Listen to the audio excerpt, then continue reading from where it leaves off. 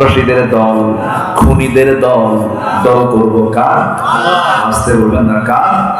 দল করব নবীদের। কাদের? নবীদের দল। আল্লাহর দল করব আমরা, নবীর দল করব আমরা। সেই দলের নেতার দিকে তাকালে যদি নবীর কথা মনে হয়, সে হবে আমার লিডার। চোরের পক্ষে যাব না, ডাকাতের পক্ষে যাব না, সুদের পক্ষে যাব না, জেনার পক্ষে যাব না। এমন দল আমার দেশে আছে, নেতাকে খুশি করার জন্য মেয়ে তারা হাতে তুলে দেয়। যেরকম নাউজুবিল্লাহ আছে না? নাই? একটা কুমারী মেয়েকে তার হাতে উঠায় দেয় যে স্যার আপনার জন্য উপহার নিয়ে এসেছি। নাউজুবিল্লাহ বলবেন না? এমন লাম্পট্য নেতৃত্বের মুখে আমরা জুতা মারি, ধুলো মারি। আছে না? নাই? কোন নোংরামির পক্ষে আমরা যাব না, আমরা আল্লাহর দল করব। জোরে বলি ইনশাআল্লাহ। কারণ আমার ভিতরে থাকতে হবে মৃত্যুর চিন্তা। কিসের চিন্তা বলেন? কিসের চিন্তা বলেন? আর কার ভয়? আসলে কার ভয়? আল্লাহর ভয়। দুনিয়াতে আছি, মার পেট থেকে আসছি, আলেম আরওয়াহে ছিলাম, এটাও পাড়ি দিয়ে আসছি। রুহের জগতে আমাকে প্রশ্ন করা হয়েছিল, আমি কি তোমার রব নই? আলাস্তু বিরাব্বিকুম। সেদিন আমরা কি বলেছি? না না, হ্যাঁ বলেছি। হ্যাঁ বলেছে। ক্বালু বালা, হ্যাঁ তুমি আমার রব। হয়তো বলবেন হুজুর আপনি তো বললেন, আমরা শুনলাম, মনে তো নাই। বলতে পারেন, কিন্তু কোরআন বলছে আলাস্তু বিরাব্বিকুম, আমি কি তোমার রব নই? ক্বালু বালা, আমরা অবশ্যই সেদিন বলে আসছে হ্যাঁ তুমি আমার রব। আমরা অনেক কিছুই বলেছি, কিন্তু আমাদের মনে না থাকলেও বলে এসেছি। মার পেটে ছিলাম 10 মাস। মনে আছে কার কার? হাত তোলে। কার মনে আছে? মনে তো নাই, কিন্তু ছিলাম কিনা বলে। দুধ খাইছি 2 বছর। কার কার মনে আছে? হাত তোলে। মনে মতো নাই, কিন্তু কি দুধ খাইছে কিনা বলে। তো দুধ খাওয়া যেমন সত্য, মার পেটে 10 মাস থাকা যেমন সত্য, রুহের জগতে আল্লাহ পাক আমাকে প্রশ্ন করেছেন আমি কি তোমার রব নই? হ্যাঁ তুমি আমার রব, এটাও মহা সত্য। বলে এসেছি, স্বীকৃতি দিয়ে এসেছি। আর ওয়াহ চলে গেছে আলমে বুতুন, মার পেট চলে গেছে, আলমে জাহানে আছি। এই দুনিয়ার এই অক্সিজেন যখন আমার নেওয়া বন্ধ হবে, তখন আমরা চলে যাব কোথায়? যখন কোথায় যাব আমরা? কবরে। কবরে যাওয়ার আগ দিয়ে আমার শ্বাস প্রশ্বাস যখন বন্ধ হবে, নিথর দেহ যখন পড়ে থাকবে, অচিন পাখি ভিতর থেকে খাঁচা থেকে বের করবে যে ফেরেশতা, তার নাম কি? মালাকুল মাউত। তার নাম কি বলেন? মালাকুল মাউত। এটা মারাত্মক একটা ফেরেশতা। ও যখন আসবে কোনো ছাড় নাই। মারাত্মক ভয়ঙ্কর অবস্থা। এই মৃত্যুর যন্ত্রণা কেউ বর্ণনা করে বলতে পারবে না, কারো পক্ষেই সম্ভব না। কেউ এটা বলতে পারবে না। কোন এক পয়গম্বর একদিন আল্লাহকে বলছেন, আল্লাহ মৃত্যুর স্বাদটা আমি একটু বুঝতে চাই, তুমি একটু আমারে বুঝায় দাও। সঙ্গে সঙ্গে তার মৃত্যু হয়ে গেল। মৃত্যু হওয়ার পর তাকে আবার জিন্দা করা হলো। জিন্দা করার পরে বলা হলো, মৃত্যুর যন্ত্রণা তোমার কাছে কেমন মনে হলো? সঙ্গে সঙ্গে বলছে, আল্লাহ আমার কাছে মনে হলো একটা জীবন্ত মানুষের মাথা থেকে চামড়াগুলো টেনে টেনে পা পর্যন্ত নিয়ে আসলে যে কষ্ট হয়, তার চেয়ে বেশি কষ্ট আমার মৃত্যুর সময় হয়েছিল। সঙ্গে সঙ্গে বলা হলো, ও আল্লাহর পয়গম্বর, তোমাকে আজকে যে জান কবজটা করানো হয়েছে সবচেয়ে আসানের সাথে সবচেয়ে সহজ করে, দরদ করে। এই দরদের জান কবজের কষ্ট যদি এমনটা হয়, আমার বন্ধুগণ সেই মৃত্যুর যন্ত্রণা সবার সামনে বুঝি নাই। আছে না? নাই? আচ্ছা, আল্লাহ রাব্বুল আলামিন বলেন, ওয়াজাআত সাকারাতুল মাউতি বিল হাক্কি যালিকা মা কুনতা মিনহু তাহিদ। সূরা কফ আয়াত নাম্বার 19।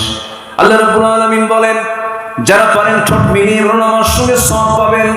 মিনহা খালাকনাকুম ওয়া ফিহা নুঈদুকুম ওয়া মিনহা নুখরিজুকুম তারাতান উখরা। সূরা তাহা আয়াত নাম্বার 55। মাটি থেকে সৃষ্টি করা হয়েছে তোমাকে, আবার তোমাকে মাটিতেই যেতে হবে, আল্লাহর সামনে তোমাকে হাজির হতে হবে। আমরা আল্লাহর সামনে লজ্জা নিয়ে হাজির হতে চাই না সম্মান নিয়ে হাজির হতে চাই?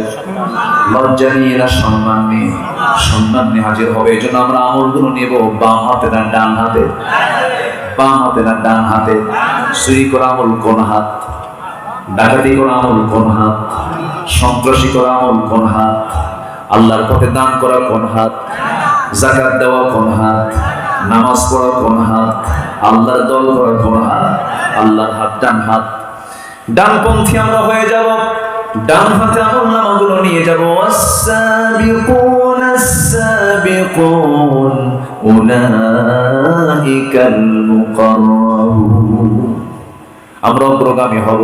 ওয়াসারিউ ইলা মাগফিরাতিন মির রাব্বিকুম ওয়া জান্নাতিন আরদুহাস সামাওয়াতি ওয়াল আরদ উইদ্দাত লিল মুত্তাকিন। বান্দারে জান্নাতের দিকে অলস হয়ে যেও না, দৌড়ায় যাও, জান্নাতের দিকে দৌড়ায় যাও। কয়েকদিন আগে শুহাদায়ে উহুদ দেখে আসলাম, বদর দেখে আসলাম। বদর যুদ্ধের দিন একজন সাহাবী নবীর সামনে দাঁড়ানো।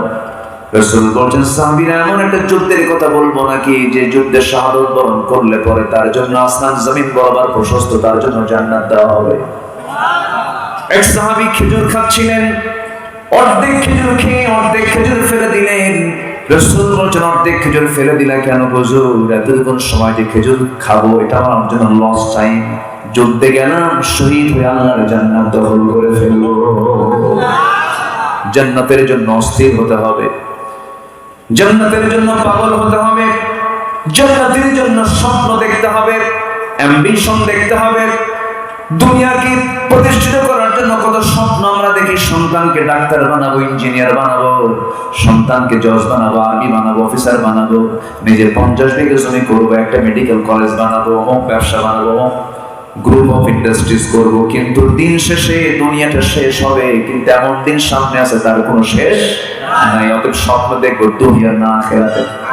তো দুনিয়া দরকার নাই নাকি? হ্যাঁ, কি দুনিয়ার দরকার আছে না নাই? কিন্তু কার পন্থায়? কার পন্থায়?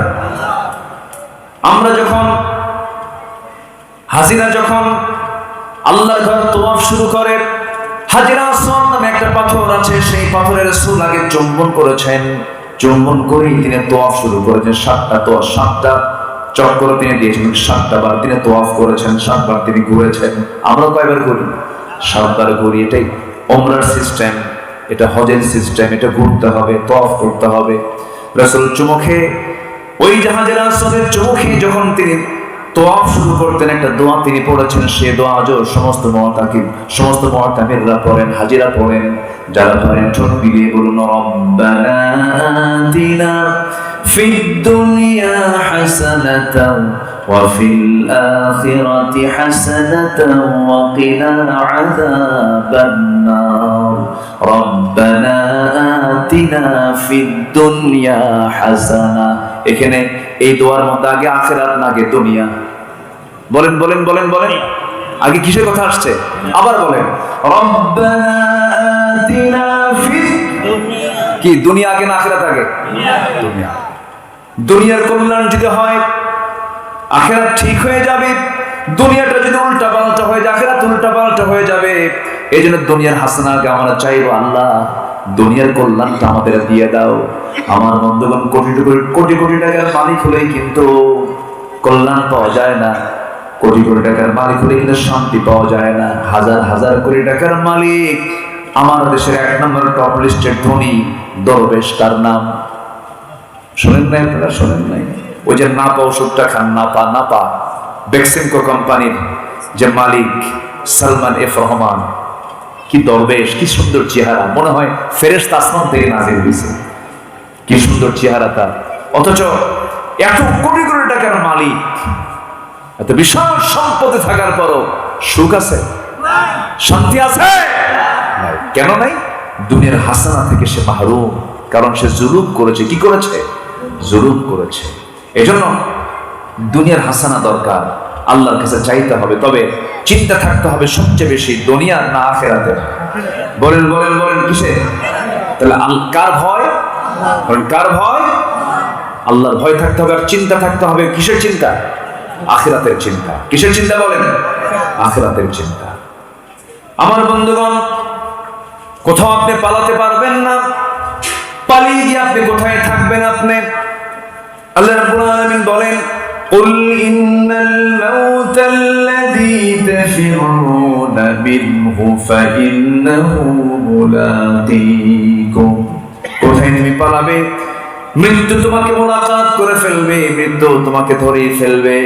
ইয়া মা'শারাল জিন্নি ওয়াল ইনসি ইন ইসতাতা'তুম আন তানফুযু মিন আকতারিস সামাওয়াতি ওয়াল আরদি ফানফুযু লা তানফুযুনা ইল্লা বিসুলতান। ঠোঁট মিলিয়ে সবাই বলুন ফাবিআইয়ি আলা'i রাব্বিকুমা তুকাযযিবান। আল্লাহু আকবার। আমি যে আয়াতগুলো বলছি ঘন ঘন করে রাগ করতেছেন নাকি? আয়াত তো আরবি হয়, আয়াত কি আর বাংলা হয়? আয়াত তো আর বাংলা হয় না। মাঝে মাঝে আমি একটু টেনশনে পড়ে যাই, বেশি আয়াত বললে আবার কেউ বিরক্ত হয় কিনা। বিরক্ত হচ্ছেন না তো? বহুদিন আগে একটা মাহফিল ছিল আমার, বেশি গ্রাম না, মাত্র 20 গ্রাম আছে না? আমার দেশে কিন্তু বহু গ্রাম আছে, চট্টগ্রাম আছে, ওইদিকে 14 গ্রাম আছে। গতদিন আমার মাহফিল ছিল কুমিল্লা, 14 গ্রাম মাহফিল। 14 গ্রাম ওইদিকে কি গ্রাম? কুড়িগ্রাম। তো কুড়িগ্রামে এক মাহফিল, আমার একটা অভিজ্ঞতা হলো। আমি আয়াত তো আয়াত বলছি, আয়াতের ব্যাখ্যা তো আয়াত। যেরকম ইয়াকা না'বুদু ওয়া ইয়াকা নাস্তাঈন, নামাজের মধ্যে আমরা বলি না, কোন সূরা? ইয়াকা না'বুদু ওয়া ইয়াকা নাস্তাঈন। এই আয়াতের ব্যাখ্যা হচ্ছে ওয়া লিয়া'বুদুনি হাদা সিরাতুল মুস্তাকিম। মানে একটা আয়াতের ব্যাখ্যা আরেকটা আয়াত দিয়েছে। এটা হচ্ছে কোরআনের সৌন্দর্য। তো আমি যখন এভাবে বলছিলাম, এক বুড়া চাচা, পুচে কম, গ্রামের মানুষ, এলেম কালামও কম, বয়সও হয়ে গেছে। বয়স বেশি হলে বুদ্ধি কি বাড়ে না কমে? কমে যায়। এক বুড়ো চাচার সামনে থেকে দাঁড়ায় বলে, হুজুর আপনি শুধু আরবি কোন, বাংলা পারেন না। আমি আর কি বলবো? আমি শুনলাম, শুনে একটা মুস্কি হাসি দিয়ে বললাম, চাচা আপনি বসেন, আমি একটু কথা বলি। পরে দেখি আবার বসে গেল। তো আয়াত যখন ঘন ঘন হবে আলোচনায়, তখন ভাববেন কি জানেন? আল্লাহ তাআলা মাহফিলকে বরকত করে দিয়েছেন। বলি আলহামদুলিল্লাহ। জানেন মক্কা মদিনায় যখন নামাজ শুরু হয়, আল্লাহু আকবার, আমি রমজানে আমার এরকম রেকর্ড আছে, আমি দেখেছি, আমার সচক্ষে আমি অবলোকন করেছি। তাহাজ্জুদ নামাজ শুরু হয়ে গেছে, কিয়ামুল লাইল, 90 বছরের বুড়া ইমাম। আমি আমার আব্বার সাথে নামাজে দাঁড়িয়েছি, আব্বা বয়স হয়ে গেছে, পাটা হাঁটতে হাঁটতে, মক্কা মদিনা গেলে তো হাঁটতে হয় প্রচুর, মাইলকে মাইল হাঁটতে হয়, হাঁটাই লাগে সারাদিন, হাঁটতে হাঁটতে কাম সারা। 17 সালে কত পরিশ্রম না, বিশাল পরিশ্রম। আব্বা আমার পাশে, আমি আব্বার পাশে নামাজে দাঁড়াইছি। তো সেই নামাজে ইমাম সাহেব সেই নামাজের সময় নিলেন হলো মাত্র 2 রাকাত নামাজ শেষ করতে 39 মিনিট। কত মিনিট বলেন তো? এই দেশের কোন ইমাম যদি ফজরের নামাজ 2 রাকাত পড়তে নেয়, যদি 39 মিনিট সময় নেয়, বলেন তো নামাজ শেষে কি হতে পারে? বলেন কি হতে পারে? বলেন। বলবে হুজুর আপনার তো কাম কাজ নাই, আমাদের তো কাম কাজ আছে। তো আপনি টানটবলা বাঁধবেন, একা একা পড়েন, আর এখানে জামাতে নামাজ পড়ার দরকার। এই জন্য যে কোনো জায়গায় যাওয়ার আগে থাকতে হবে ধৈর্য। কি থাকতে হবে বলেন তো? ধৈর্য। এখানে বসে বসে আপনারা কত সুন্দর করে মন্ত্রমুগ্ধের মতো চুপচাপ ধৈর্য নিয়ে বসে আছেন, আমি খুবই খুশি। বলি আলহামদুলিল্লাহ, জোরে বলি আলহামদুলিল্লাহ। কবরে যখন নেওয়া হবে, ওখান থেকে লাফালাফি করার সুযোগ আছে? এই প্র্যাকটিসগুলো আমরা এখন থেকে নিয়ে যাই না ভাই। একটু ভালো কাজে, ভালো জায়গায় একটু বসি, সময় দিই। আল্লাহ কবুল করুন, জোরে বলি আমিন। তাহলে মৃত্যু চিন্তা মানুষকে খারাপ করে না ভালো করে? ভালো করে। আমাদের সবার সময়, সব সময় থাকবে কিসের চিন্তা বলেন তো? মৃত্যু চিন্তা। ঠকানোর চিন্তা না, জেতার চিন্তা না, সবসময় থাকতে হবে মৃত্যু চিন্তা। মানুষকে আল্লাহওয়ালা বানায়। জোরে বলি আল্লাহু আকবার। মৃত্যুটা কি সহজ না কঠিন বলেন তো? কঠিন। একদিন সাইয়েদনা ওমর ফারুক রাদিয়াল্লাহু তাআলা আনহু আরেকজন সাহাবী কাব রাদিয়াল্লাহু আনহুকে বলছেন, ভাই কাব, বলো তো মৃত্যুর যন্ত্রণা কেমন হতে পারে? ওমর ফারুকের নাম সবাই শুনছেন তো? কয় নম্বর খলিফা? জোরে বলেন, কয় নম্বর খলিফা? 2 নম্বর খলিফা। 2 নম্বর। এই মহান ব্যক্তি তিনি শুয়ে আছেন আমার নবীর কবরের পাশে। আল্লাহু আকবার। আমার নবী যেখানে শুয়ে আছেন সেখানেই পাশাপাশি শুয়ে আছেন প্রথম খলিফা সাইয়েদনা আবু বকর সিদ্দিক রাদিয়াল্লাহু তাআলা। কিন্তু আরেকটা ফাঁকা জায়গা যেটা পড়েছিল, ওই জায়গায় থাকার কথা ছিল হলো আয়েশা সিদ্দিক রাদিয়াল্লাহু তাআলা থাকার কথা ছিল। উনি আশা করেছিলেন যে আমি এই জায়গায় আমি থাকবো। কারণ আমার নবীর ইন্তেকাল হয়েছে কোন মহিলার ঘরে? বলেন বলেন বলেন বলেন। আম্মা জান আয়েশা সিদ্দিকের ঘরে।